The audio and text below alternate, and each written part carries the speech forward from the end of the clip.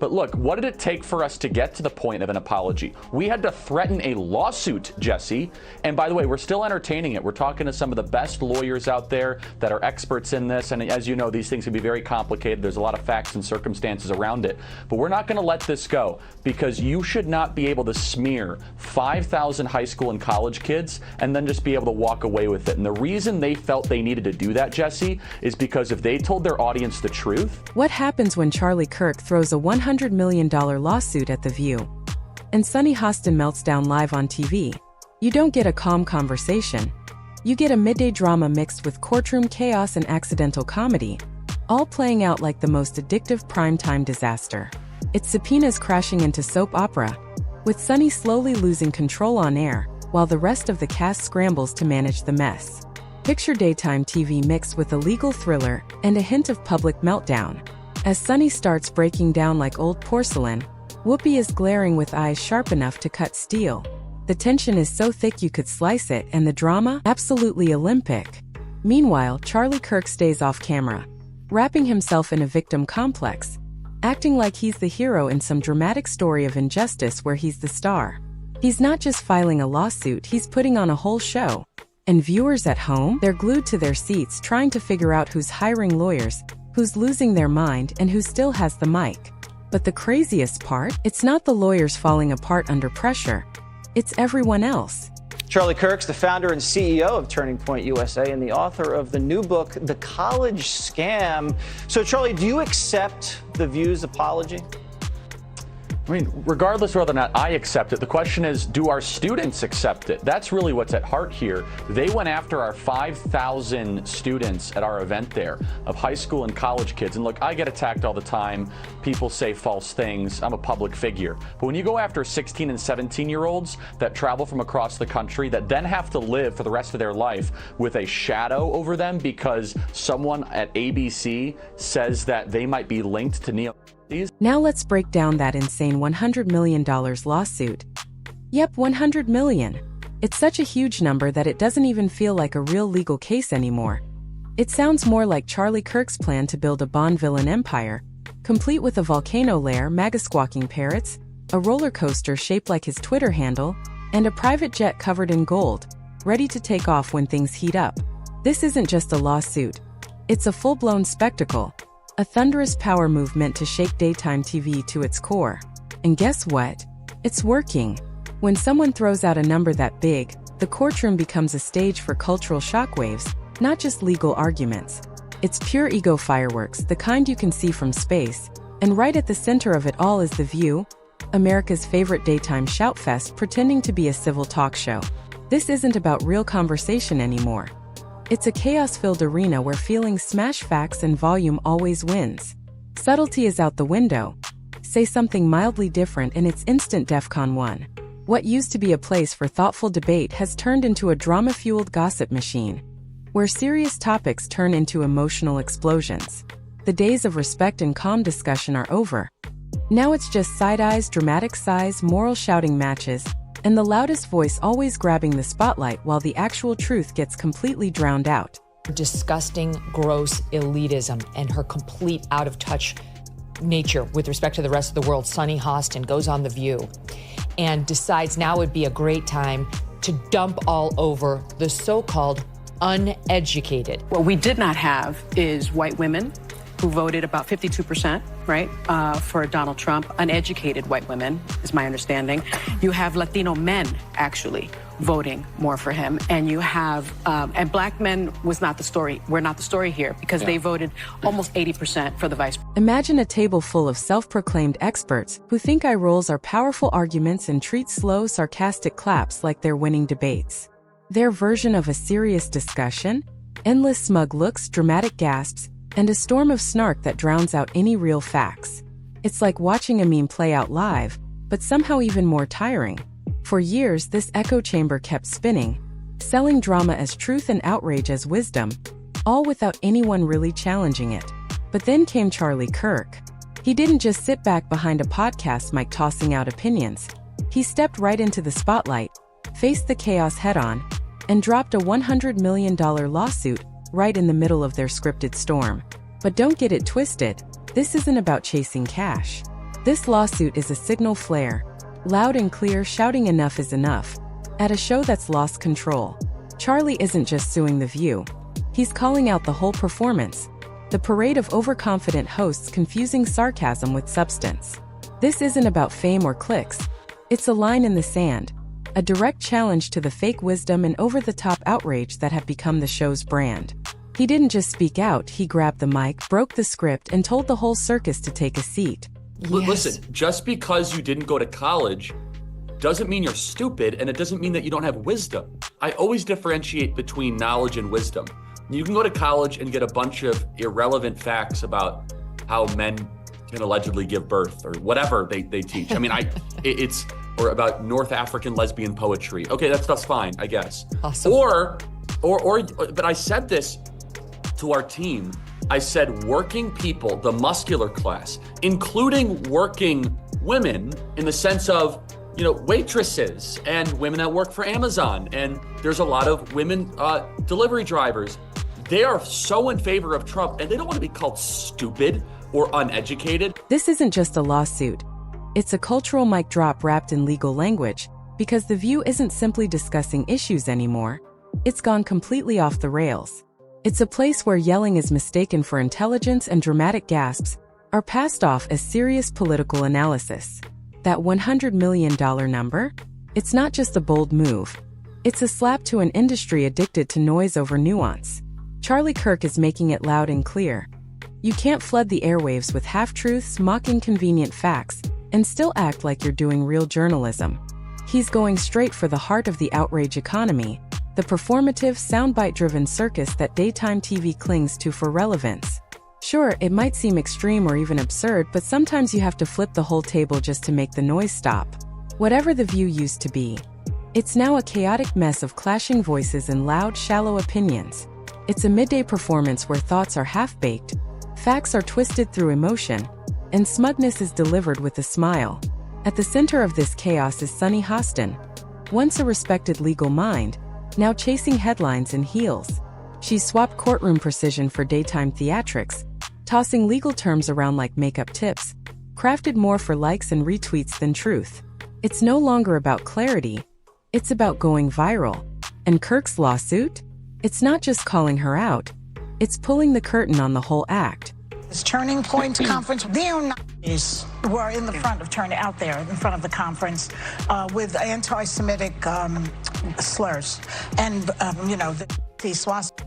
I think it's important that every single person that attended that Turning Point, every Republican speak up against these, because against the flags that were waved. You let them in. President, open your You let them in and you knew what they were. Right. So you are complicit. But now the irony is starting to collapse under its own weight, because Sunny's no longer just pretending to be a legal expert for laughs. She's knee-deep in a real lawsuit that demands more than dramatic pauses and sassy comebacks. And let's skip the overused chorus of, "They're just trying to silence strong women." This isn't censorship, it's accountability. This is the real world knocking on the studio's door. And just because the cameras start rolling at noon doesn't mean The View gets a free legal pass. Daytime TV loves to wave the free speech banner when things get uncomfortable. But when that freedom turns into subtle character attacks delivered with a smirk and a coffee mug, no one should be surprised when the courtroom lights flicker on. What we're witnessing isn't some PR stunt. It's a bold, unmissable line drawn in the sand. This lawsuit is a long overdue wake-up call. A demand for actual proof from a show that's spent over a decade running on empty takes and fake virtue. The View has morphed into a midday megaphone for elite groupthink, where shouting is mistaken for truth and anyone who disagrees gets steamrolled in the name of empowerment. They call it fearless commentary, but let's be real. It's just polished ideology packaged for clout and applause. And now, for the first time in ages, someone has finally stood up and said, "That's enough." Now we begin with a shocking apology just a short time ago from the ladies of The View to Turning Point USA. A war of words broke out after the conservative group was rallying the next generation of voters at its youth summit in Tampa, Florida this weekend. And the liberal panel just couldn't help themselves. The group sent a scathing cease and desist letter after hosts on The View suggested that Turning Point had embraced neo-Nazis who showed up outside the event. Charlie's move is crystal clear. Drop the drama and face the facts. After years of unchecked jabs, viral zingers, and reputation roasting disguised as talk show banter, someone has finally hit the brakes. The era of shooting off hot takes without consequences just slammed into a wall made of legal documents with names on them. TheView ran wild for too long without a reality check, but now the spotlight is turning right back on the cast. Somewhere between the eye rolls and ad breaks, the hosts seem to have forgotten a simple truth. When you broadcast to millions, your words come with a price, and sometimes that price is a subpoena. This isn't some heroic tale of media under fire or a rebel fighting the system. It's a reality check for a show that's gotten too comfortable lobbing verbal grenades from behind studio lights. Charlie Kirk isn't starting a culture war. He's flipping the switch on the echo chamber, pulling back the curtain on a stage that's confused applause with absolution for far too long. No more hiding behind the crowd or claiming immunity, because it's just TV. He's doing what frustrated viewers have been shouting from their couches for years, making the loudest voices finally face the mess they create. In a world where shock value gets more clicks than truth and slogans drown out substance, responsibility can't be optional. If you're going to throw wild accusations on live television, don't act surprised when someone responds with legal fire. So next time that cheerful theme song plays and the hosts slide into their seats, maybe skip the popcorn and grab a legal pad, because the golden age of reckless commentary with no consequences might finally be rolling its closing credits. Let me kind of humble the audience a little bit. Donald Trump won by less than a point in Wisconsin, about 28,000 votes. He won by a point-ish, 1.2 in Michigan. And then he won by 1 point in Pennsylvania. And so, Megan, it is conceivable that without this record movement of youth vote, he doesn't win. Let's be honest. This isn't a meltdown, it's a precision strike. Charlie Kirk is flipping the script on a show that built its reputation by tearing down anyone who dared to disagree. Now he's dragging them out of their safe, echo-filled studio into a place with no edits, no applause, and no audience prompts. Just cold, hard facts under courtroom lights. The drama just got real. This isn't cancel culture. It's consequence culture, and it's arrived with force. The loudest voices are finally being told to turn it down, and the irony couldn't be sweeter. TheView, the self-proclaimed champion of free speech, now has to legally explain how their free speech justifies trashing reputations in front of millions. Free expression doesn't mean free from fallout, and Sunny Hostin might want to dust off her legal books because this isn't about ego. It's a reckoning backed by evidence and timestamps. Cue DEFCON 1 at ABC. Legal teams are now scanning transcripts like archaeologists digging for landmines, trying to pinpoint when it all blew up. Behind the scenes, producers are whispering, "Can we still be bold without triggering a subpoena?" Meanwhile, on set, the hosts sit tall in their velvet chairs, slowly realizing the courtroom doesn't come with commercial breaks, laugh tracks, or cheering fans. And let's talk about content. TheView stopped being a place for thoughtful debate ages ago. It's become a carousel of smug superiority, where it doesn't matter what the topic is, as long as it sparks enough side eyes and viral clips. Outrage over a coffee order? Absolutely. Heated debate over a scarf? You bet. Every segment feels built to explode online, with opinions coded in condescension and delivered like gospel. The show thrives on synchronized outrage, gasps, claps, nods, and smirks, all perfectly timed to guide the crowd. It's not a talk show anymore. It's performance art designed to generate 15-second mic drop moments disguised as bold commentary. But now they're not up against trending hashtags, they're facing court deadlines. That red camera light has been replaced by cold courtroom fluorescence, and those fiery monologues suddenly lose their bite when there's a judge instead of a live audience. TheView played judge and jury for years, until someone walked in with actual legal documents and said, "Let's see how confident you are under oath." Instantly, the noise quiets, the outrage dims, and selective memory takes over. All those personal jabs, on-air smears, and reckless commentary? Suddenly forgotten. They turned a daytime stage into a weapon, slinging damaging drama between product plugs like it was all harmless fun. Hot takes flew like cafeteria food. Messy, loud, and often fact-free. But Charlie didn't show up to banter. He came to litigate.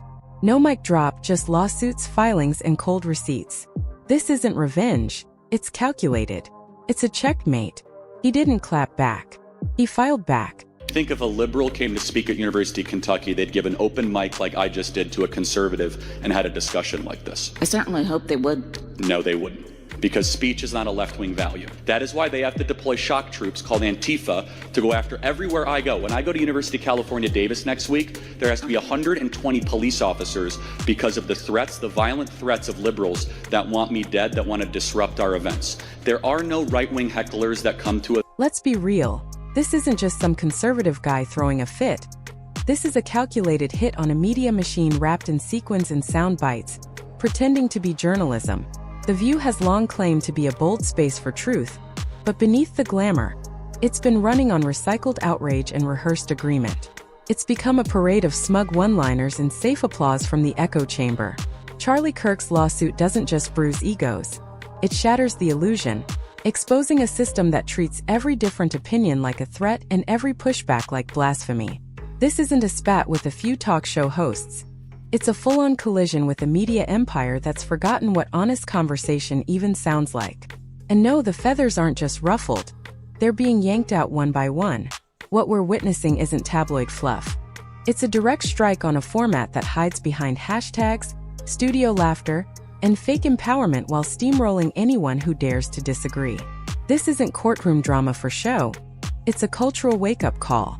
Because eventually, even the loudest, glossiest echo chamber runs into someone who isn't here to trade barbs. He's here to bulldoze.